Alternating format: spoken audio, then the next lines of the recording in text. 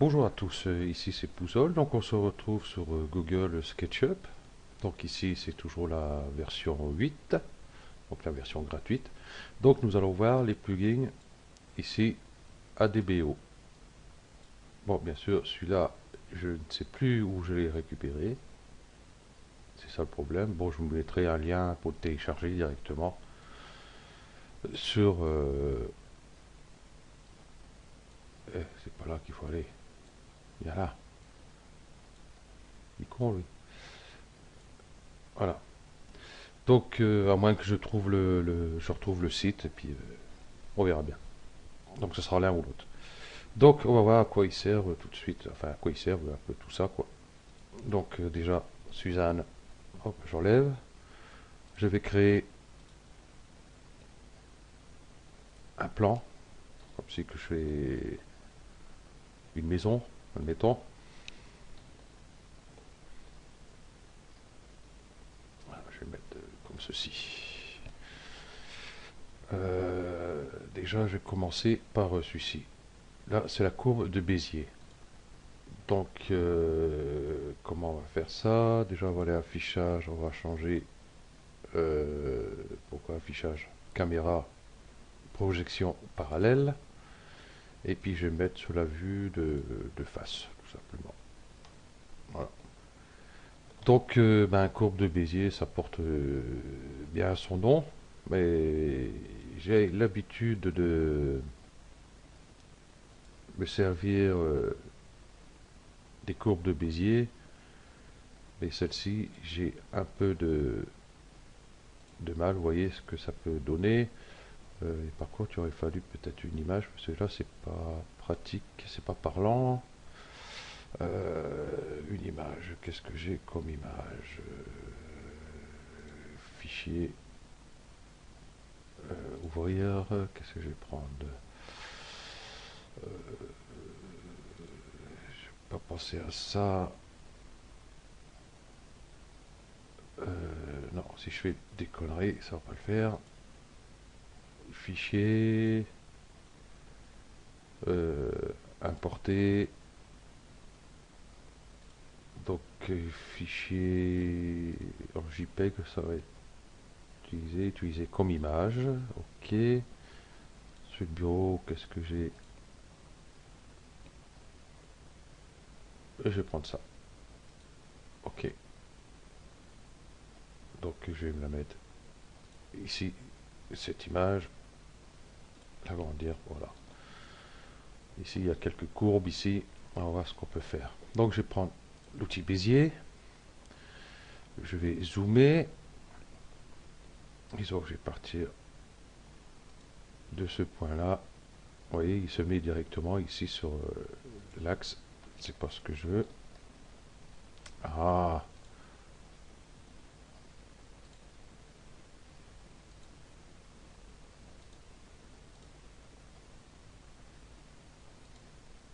voilà.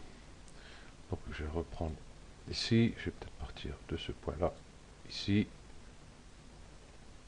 à ce point-là. Et puis, hop, je vais les tirer. Voilà, comme ceci. Et puis, je vais aller ici dans l'autre sens. Voilà. Bon, c'est pas très pratique comme système, hein. Donc, voilà. Donc, on a vu pour Bézier. Pour que je trouve pas très pratique. J'en fais celui-là aussi. Ici, c'est la grille 3D. Bon, je sais pas où c'est utilisé, je sais pas trop à quoi il sert. On va voir ici, plan sur courbe. Donc je vais rechanger. Je vais aller en perspective ici et ici. Non, j'allais ici, la vue de face. Je vais prendre ici l'outil, comment ça s'appelle déjà? Arc, voilà. J'ai créé un arc ici, par exemple. Voilà. Et je vais en créer un autre ici. Voilà. Ok, j'ai sélectionné celui-là. d'accord. Je vais prendre ce point là, hop, le mettre là-bas. Ok, donc je vais prendre cette courbe-ci, et puis je vais cliquer ici sur plan sur courbe, et voilà ce que ça donne. À part que ce point là est pas bien. Oups, on fait une connerie. Désélectionne, je prends ce point là et je vais le remettre sur ce point là. Donc vous voyez, c'est pas, j'aurais dû le mettre avant. Ah, quand ça veut pas, ça veut pas. Voilà. Donc je sélectionne les deux arêtes. S'il veut bien, voilà. Ok. Voilà ce qu'on peut faire. Par contre, je vais peut-être en créer une autre. Du milieu ici, à ce milieu-là. Le lever juste comme ça. Voilà. Voilà. Je vais la sélectionner de même. Si je clique dessus, vous voyez, ça va de la première à la dernière. Donc si je prends que ces deux-là, voilà, je fais ceci. Et après, je prends celle-ci. Voilà, c'est pas évident. Je vais faire une sélection comme ceci. J'ai bien sélectionné juste. Voilà, ok. Et je vais prendre celle-ci. Donc si je veux faire, voilà ce que ça donne. Ça me prend juste sur une arête seulement. Voilà, donc, hop. Donc, le mieux, comment on va faire ça? Celui-ci, on va la dupliquer. On va voir ce que ça peut faire.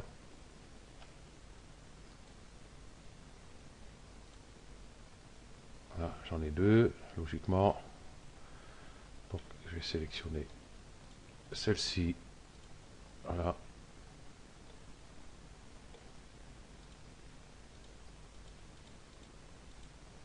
Ah non, il n'a pas pris. Ah. On peut sélectionner tout ça. Hop. Je vais la dupliquer.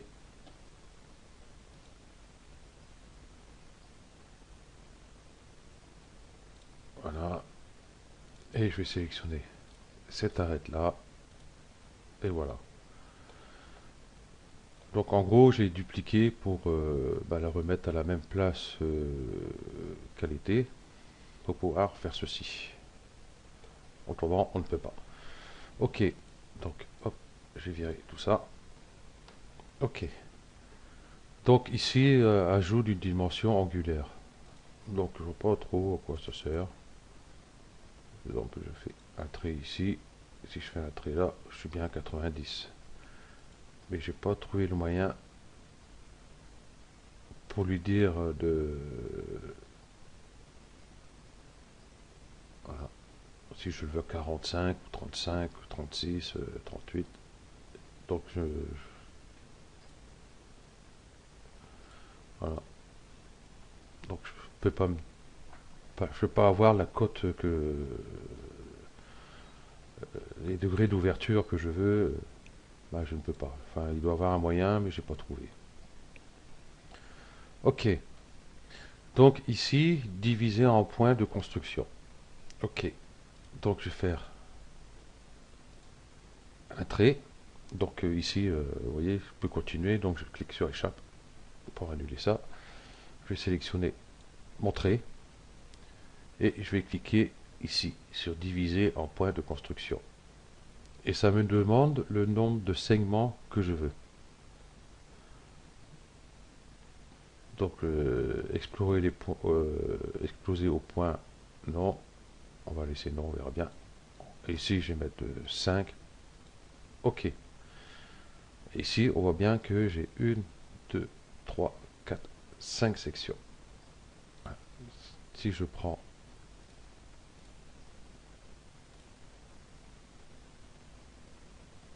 ici, j'ai mes points qui sont là. Voilà. Pourquoi ça sert? Enfin, bref. On va recommencer. Sélectionne mon arrête. Je clique ici. Exposer au point, je mets rien du tout. Et ici, je vais en mettre 5. OK. Donc, nous avons toujours une arête, mais j'ai un point ici, un point ici, un point ici. Donc, ils peuvent me servir pour m'accrocher dessus, pour pouvoir faire,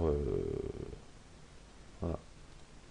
Par exemple, une face comme ceci, tout dépend ce qu'on veut faire.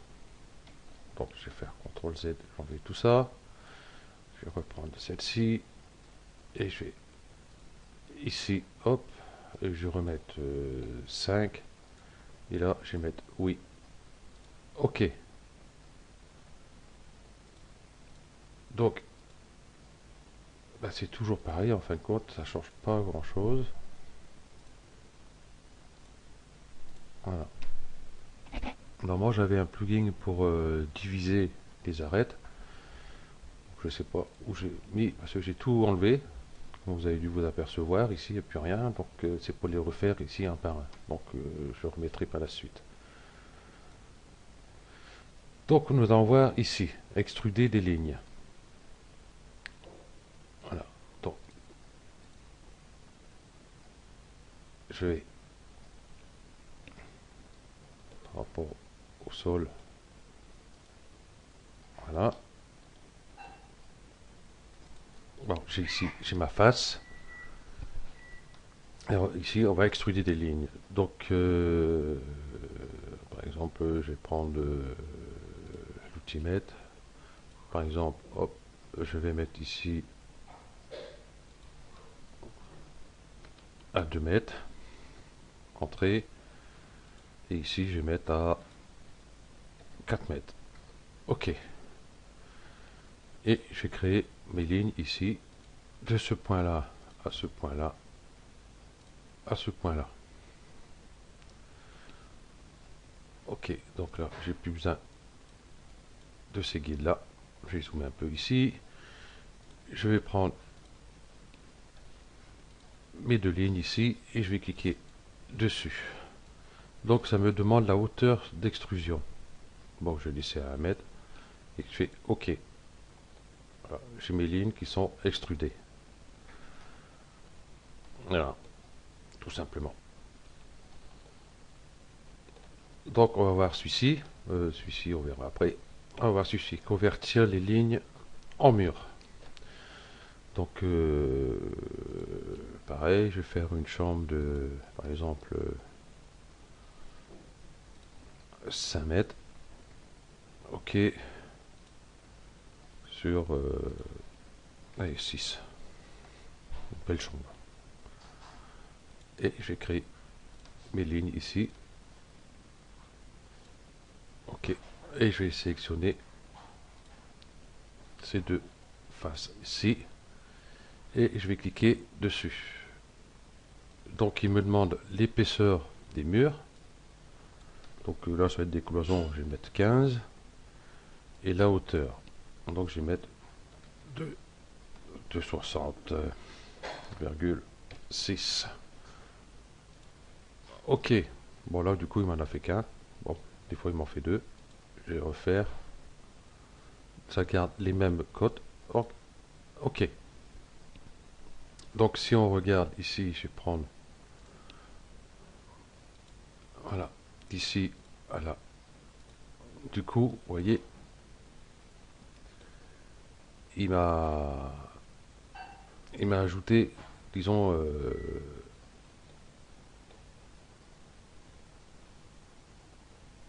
Combien d'épaisseur il m'a mis là?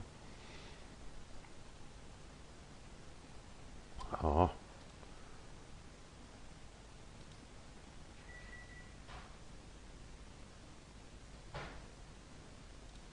c'est pas ça que je veux, c'est l'épaisseur. Donc il m'a mis 15. Et là, vous voyez, j'ai mis ici, à ce point-là, ici, là. Là, j'ai 6 mètres. Bon, je ne vais pas s'accrocher, tant pis. Voilà. Et du coup, j'ai un mur, enfin, un décalage de 6,08 de ce point-là à ce point-là. Celui-ci va m'emmerder. Voilà, on va l'enlever. Voilà. Donc, l'intérieur, si je regarde ici,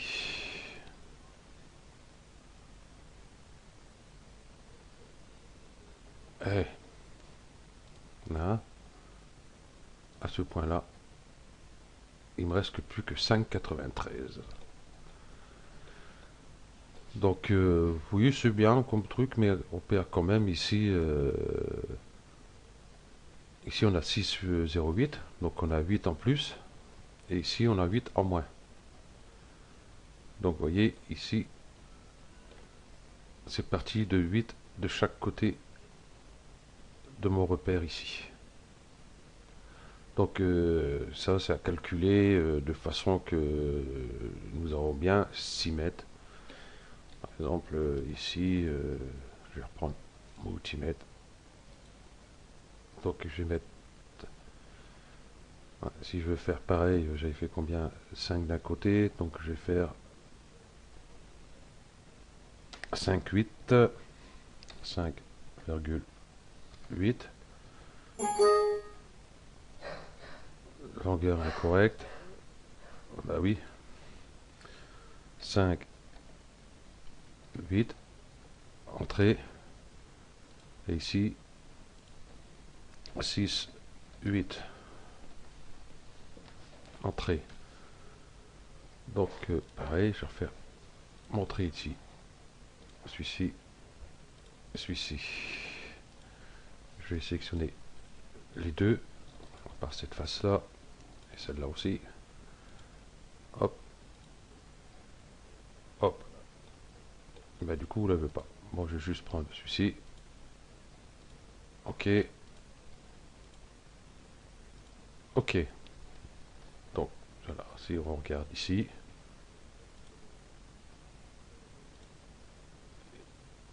Du coup, j'ai 5,72. Donc, c'est pas très pratique ce système-là, je trouve. Et 6,73. Ah, je me suis trompé quelque part. Bon, enfin bref. Donc voilà à quoi ça sert. Ici, c'est créer des faces. Bon, par exemple, vous avez créé une pièce, voilà, et puis que ben, vous n'avez pas de face ici. Donc, vous sélectionnez cette partie-là, vous cliquez là, et ça vous crée une face, tout simplement. Voilà. Ouais. Où il y a de la place. Celui-ci, spray d'un composant. Bon, j'ai pas trouvé trop à quoi ça sert. Voilà. Sélection multiple, sélectionner un seul composant. Donc, il faut que j'ai cherché un composant, fenêtre, composant, échantillon. Je vais prendre le banc. Voilà. Et si je clique là-dessus, voilà. Espace sur X, espace sur Y. Voilà, là, je vais mettre 0. Nombre de copies 9. Donc sur X, sur ici, je vais mettre 0. Espace aléatoire, bon, enfin bref.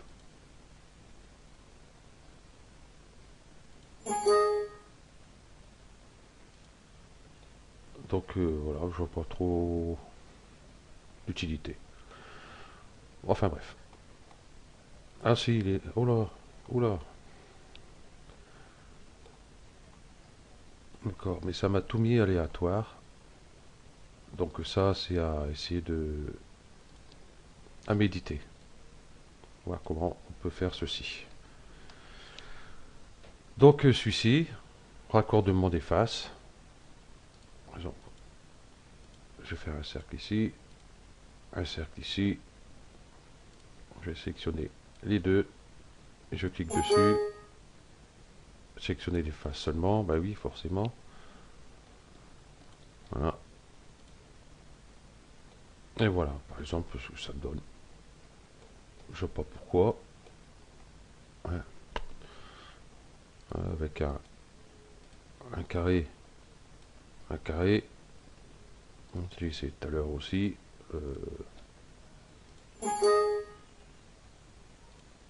Ouais, d'accord. Les autres étaient encore sélectionnés. Voilà. Voilà ce que ça donne. Donc, bon, je ne vois pas trop à quoi ça sert. À moins que si je fais ça,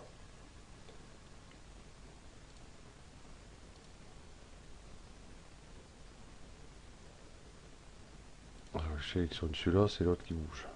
Merveilleux. Hop, l'élever sur l'axe bleu peut-être. Je vais voir si ça va marcher. Voilà. Donc je sélectionne cette face-là, et si je fais ça... Ah ok, dac. Voilà.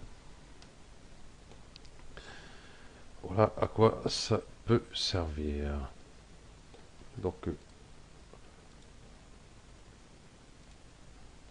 pour celui-ci, ça va être pareil. Hop, j'ai enlevé ça. Je vais en créer un autre au milieu. Voilà. Je vais le déplacer sur l'axe bleu. Voilà. Non, c'est ici. Je vais créer une face sur celui-là. Si j'arrive à le sélectionner. Voilà. Ok. Donc, hop, je clique cette face-là, et si je fais ça. Ouais. Ok. Donc voilà. Donc, hop, j'ai sélectionné tout ça. Hop, supprimer. Donc là, je suis parti, je sais pas où. Ici. Donc, qu'est-ce que je vais faire? Donc, je vais faire un carré ici. Et nous allons voir le petit dernier ici. Aucune sélection. Ok. Je me suis trompé d'outil. Ça commence bien. Voilà. Donc, sur 360 degrés. 10. Ok, on va laisser comme ça. Merveilleux. Ah, pas fait. On va sélectionner tout. Ok. Donc voilà ce que ça peut donner.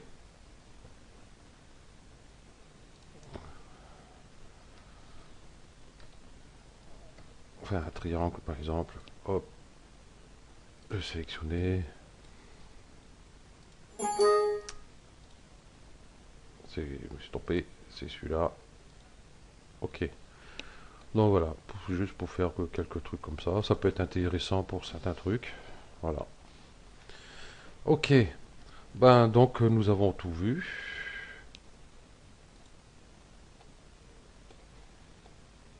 Hein. Ça, j'ai supprimé tout ça. Et la grille 3D.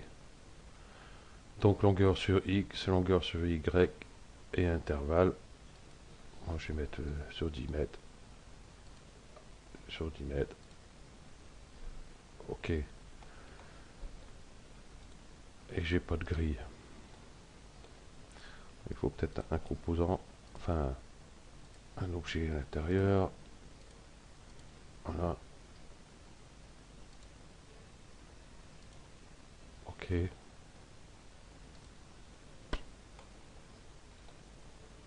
Bon, ça n'a pas l'air de fonctionner. Simplement. Ouais, pourtant j'ai mise en plus, hein, mais là, il n'y a pas l'air de vouloir se mettre.